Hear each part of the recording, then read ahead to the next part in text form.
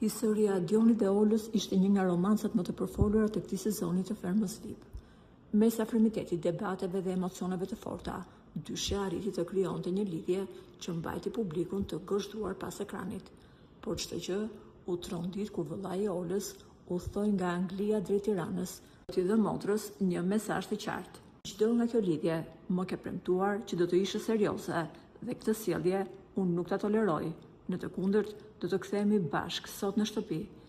Edhe pse Ola u duke prekur, ndjenja e saj rezultoi të ishte më e fortë se fjalët e vëllait. Ajo vijoi lidhjen me Adionin, por me sa duket, gjërat kanë marrë një kthes të papritur pas daljes së dyshës nga Ferma VIP.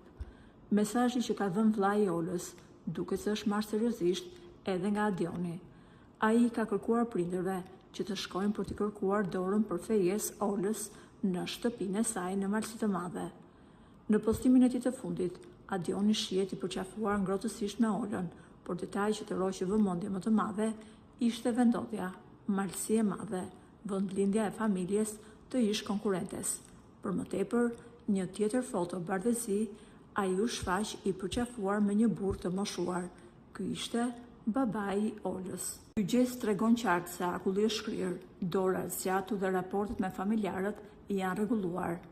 Pamjet e ndara tregojnë se së shpejti do të kemi një ceremoni zyrtare fejese.